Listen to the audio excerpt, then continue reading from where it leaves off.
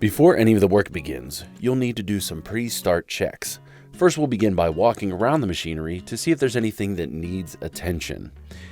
We'll begin with the hydraulic hoses and making sure that there are no leaks in the hydraulic hoses. And then next, we'll also make sure that all of the joints have grease in the fittings. That way we can make sure that the machinery continues to move and work smoothly.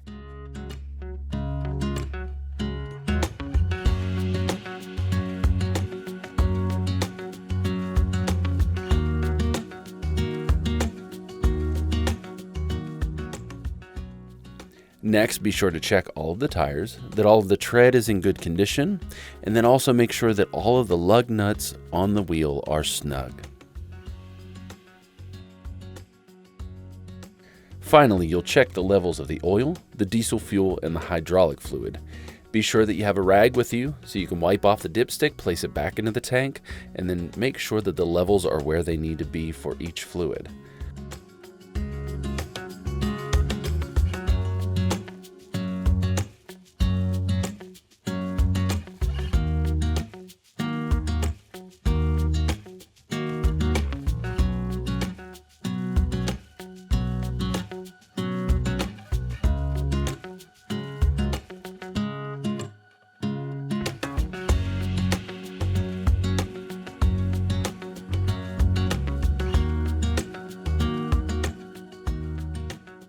Also, be sure to check the level of the coolant, but only check it while the engine is cool.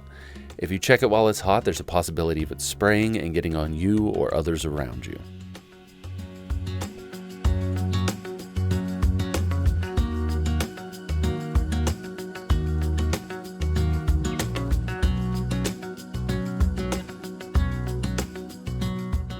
If you have to walk around any machinery, be sure that you are maintaining sight with the driver of the vehicle. When you're walking around, be sure to keep 3 to 4 feet away from the vehicle and make sure that you don't get into the blind spots.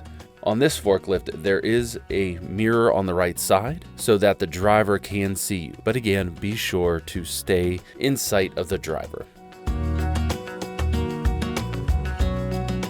When entering the forklift, be sure to have 3 points of contact on the machinery. Typically that's 2 hands and 1 foot. Next, be sure to connect your seat belt so that you do not fall out of the forklift. You will want to be sure that the parking brake is on, which you can double check with the light once the engine is started.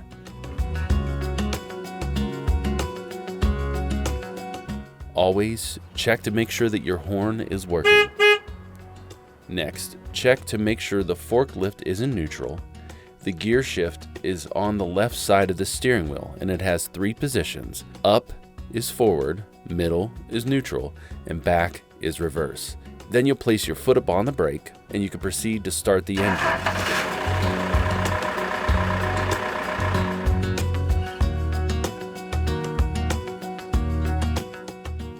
Once the machine is running, there are a few levers that you'll need to know what they do.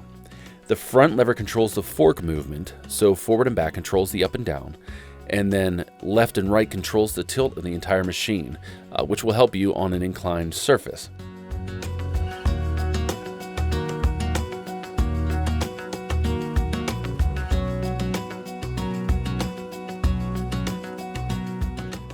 Always be sure to keep an eye on the level that's above the front window area.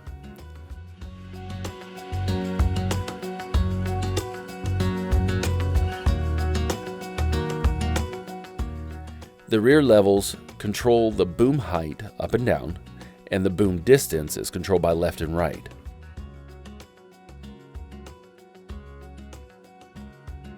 When using these levers, be sure not to overextend the boom with the weight load on the forks. It is possible to go over the counterweight in the back of the machine, which then leads to the machine tipping over.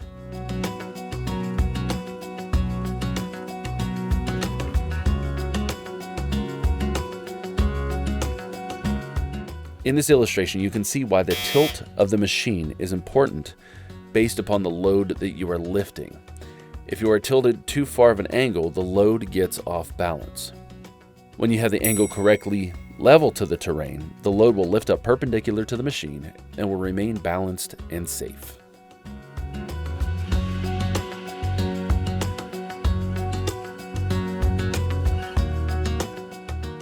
When moving the forklift, first be sure that there is no one around. Do a full check behind you if you're backing or turning.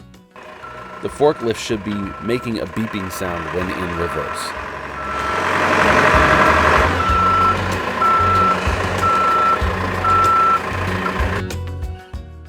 When pulling up to the load that you'll be picking up, move slowly and get the forks aligned to be centered below the load.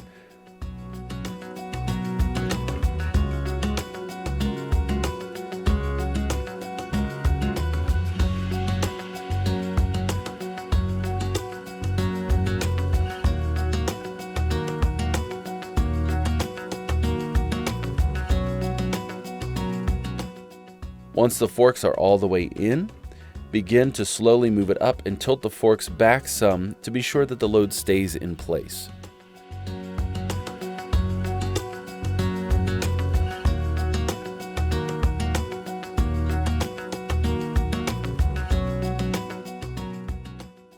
As mentioned earlier, be sure to check your surroundings when backing up.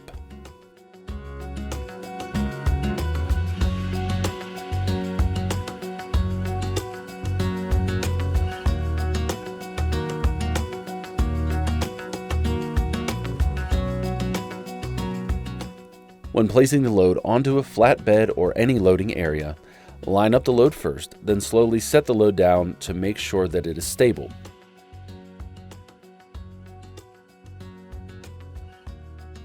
Once you have placed it fully down, slightly lower the forks and slowly move backwards to remove the forks from the load.